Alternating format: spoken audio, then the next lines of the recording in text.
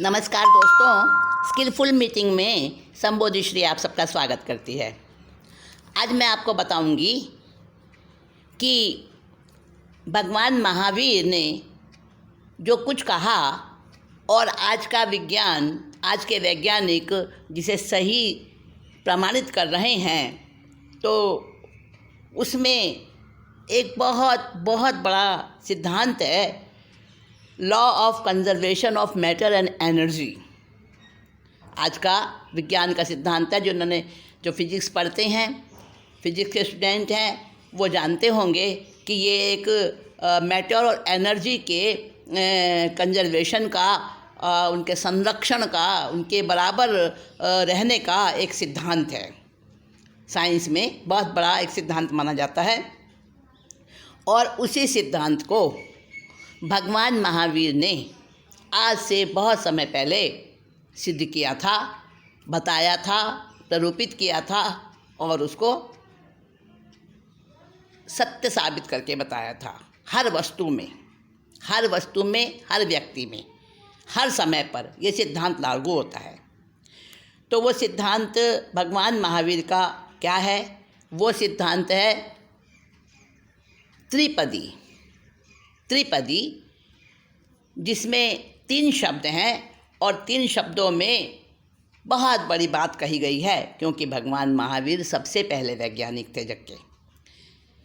महावीर भगवान थे सबसे पहले वैज्ञानिक जग के, मान चुका विज्ञान भी अब तो कथन सत्य हैं वीर के। वंदे वीर जिनम जय जिन शासनम, वंदे वीर जिनम जय जिन शासनम। अव्यक्त चेतना वाला जीव निगोद से बन जाता मानव, पुरुषार्थ की कथा निराली जीव को कर देती है शिव। बायोलॉजिकल इवोल्यूशन में मनुष्य विकास कथा है सकल, उत्पाद ध्रुव्य त्रिपदी तो परस्परो ग्रहो जीवा नाम है इकोलॉजिकल फूड साइकिल। उत्पाद द्रव्य त्रिपदी तो अब लॉ ऑफ कंजर्वेशन है, मान चुका विज्ञान भी अब तो कथन सत्य हैं वीर के। वंदे वीर जिनम, वंदे वीर जिनम, वंदे वीर जिनम जय जिन शासनम।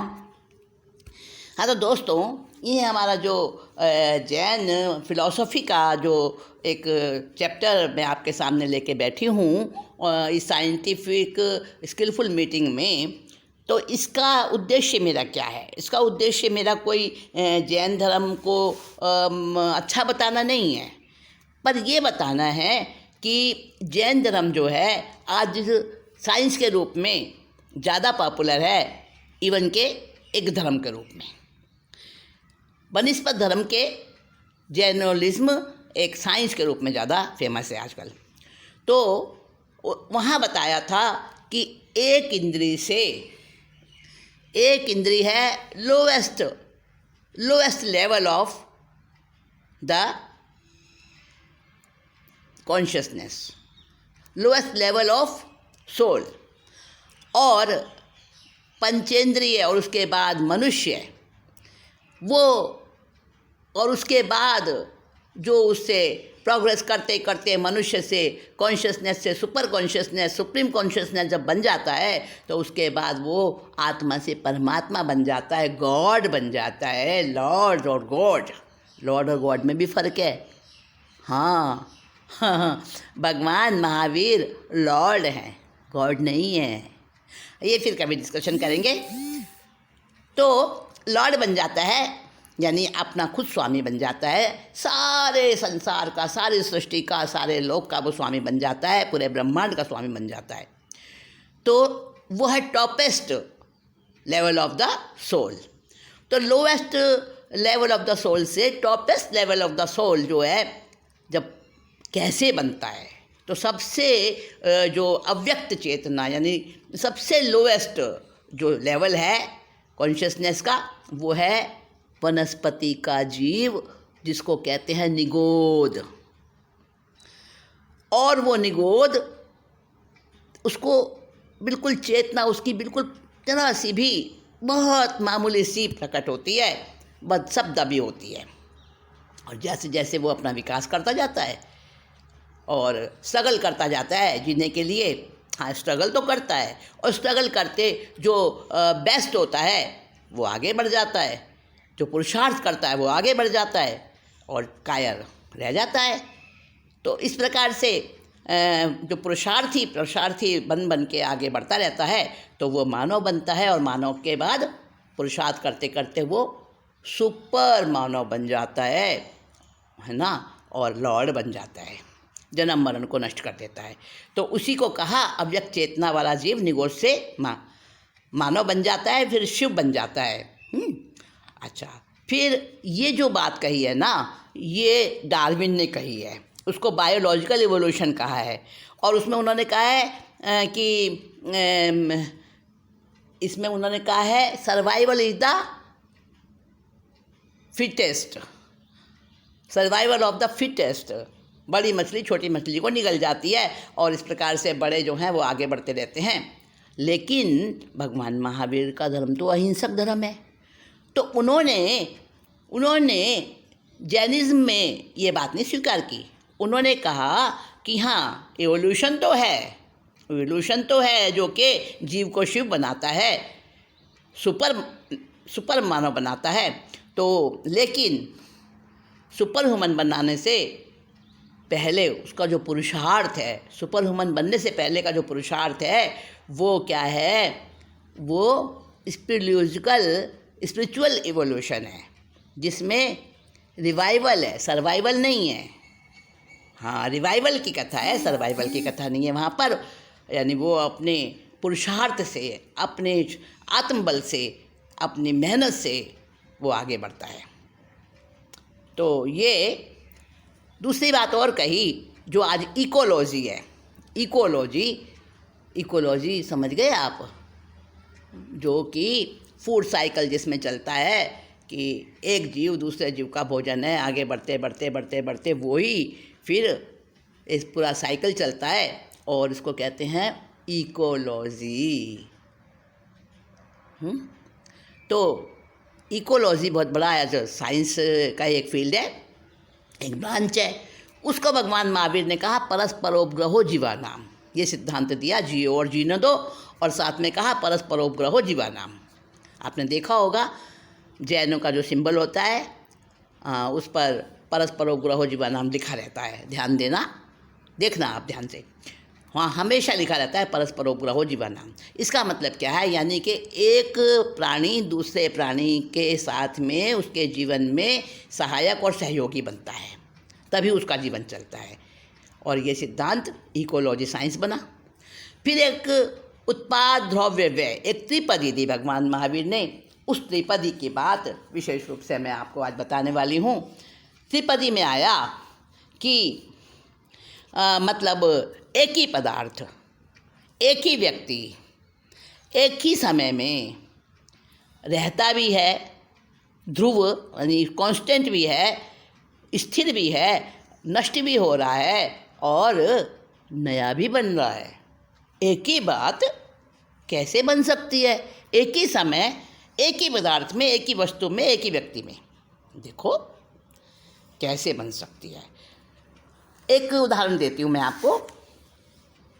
एक माली है, उसने देखा कि आम के पेड़ पर आम जो है ना वो अच्छे बड़े बड़े हो गए हैं, पर अभी तो वो उनका रंग हरा है, और उनकी सुगंध भी हल्की है, उतनी अच्छी नहीं है, रस भी खट्टा है, और कड़क कड़क सॉफ्ट नहीं है वो आम, वो है हार्ड है, स्पर्श भी कड़क है उनका, सख्त स्पर्श है।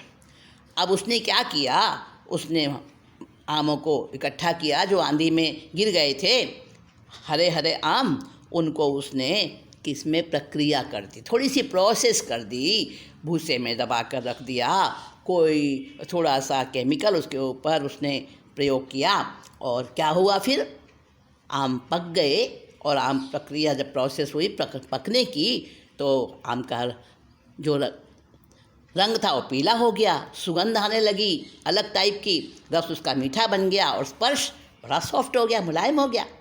और कुछ आम सड़ भी गए, तो उनका रंग काला पड़ गया, मटमैला हो गया, दुर्गंध आने लगी, कड़वा कड़वा रस हो गया और स्पर्श भी उनका गिलगिला सा हो गया। ऐसे ही मनुष्य के भी 3 रूप होते हैं, बचपन यानी कच्चा आम, जवानी यानी कि पका हुआ आम, और बुढ़ापा यानी कि सड़ा हुआ आम। तो जन्म जब होता है, किसी बच्चा जब जन्मता है तब वो मनुष्य कहलाता है। अब मनुष्य में पुरुष भी आ गए, स्त्री भी आ गए। अब पुरुष और स्त्री अपना अपना अलग अस्तित्व रखते हैं। तो पुरुष एक ही है, स्त्री भी एक ही है, एक ही व्यक्ति है वो, पर उसके 3 रूप हैं। क्योंकि वो बदलता रहा है रूप, है ना। तो 3 रूप बन गए उसके।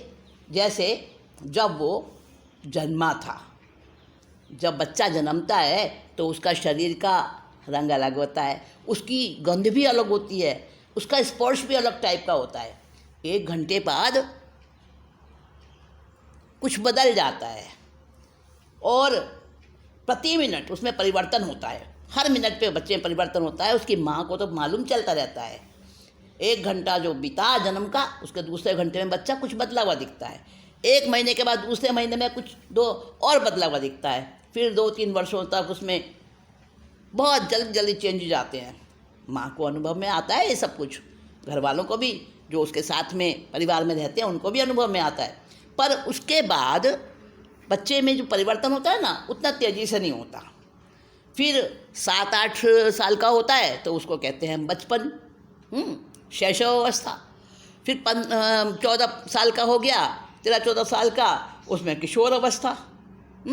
फिर 18 वर्ष का हो गया तो यौवन अवस्था, 25 वर्ष का होगा तरुण अवस्था। अब देखो अवस्था बढ़ती जाती हैं। फिर उसके बाद अधेड़ अवस्था आती है, फिर उसके बाद प्रौढ़ अवस्था आती है, वृद्धावस्था आती है, वयोवृद्ध अवस्था आती है, जीर्ण अवस्था आती है, रुग्ण अवस्था आती है, रोग अवस्था आती है, मरण अवस्था आती है। इस प्रकार से अवस्थाएं अलग अलग बहुत सारी अवस्थाएं रूप बदलते रहते हैं और बहुत सारे रूप बदलते हैं, आप देखते हो। लेकिन मनुष्य तो एक ही है ना। आप देखो हर क्षण परिवर्तन हो रहा है। फिर भगवान ने उसको ध्रुव क्यों कहा, नित्य क्यों कहा, कांस्टेंट क्यों कहा? देखो कांस्टेंट क्यों कहा? क्योंकि व्यक्ति तो वही है ना, व्यक्ति तो वही है जिसमें परिवर्तन हो रहे हैं। आत्मा तो वही है ना, आत्मा कांस्टेंट है। और पुराना जो उसका रूप था, फॉर्म था, पर्याय थी, वो हट गई, ख़त्म हो गई, और नया जो रूप बना, नए फॉर्म बनी, नई पर्याय बनी, तो उसका जन्म हो गया। तो व्यय भी हो रहा है, नष्ट भी हो रहा है, और उत्पादन भी हो रहा है, उत्पत्ति नया भी बन रहा है। अब देखो आम हरा था, अब उसका हरा रंग नाश हो गया, व्यय हो गया, है ना। और पीली, जैसे जैसे वो नाश हुआ उसी समय उसका पीले रंग की जो फॉर्म थी, पीला रंग था, उस फॉर्म का, उस पर्याय का वो उत्पत्ति हो गई, उत्पाद हो गया। अलग अलग टाइम में नहीं हुआ, एक साथ हुआ।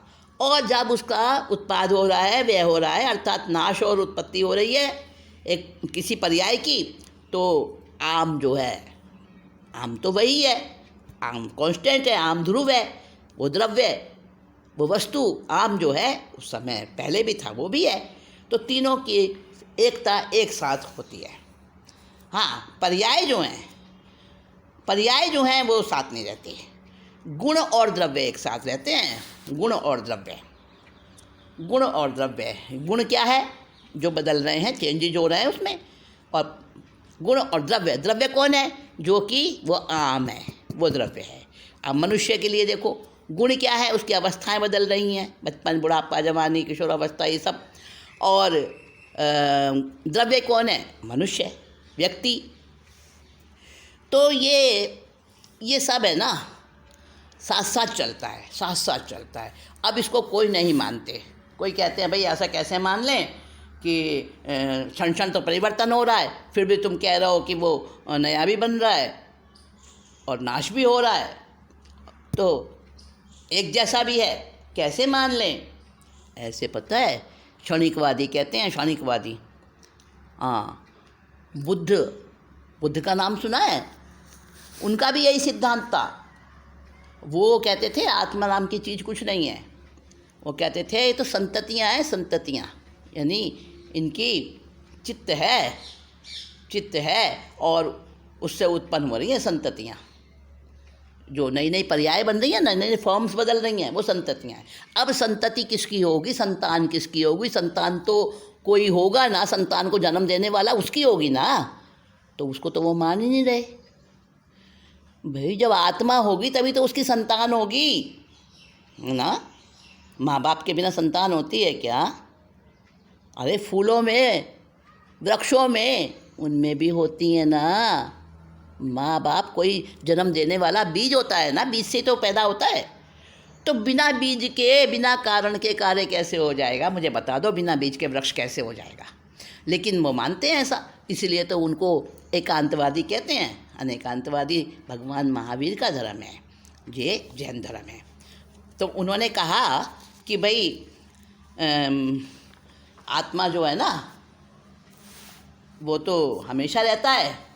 अब मान लो हम अभी मनुष्य हैं, आप अभी मनुष्य हो।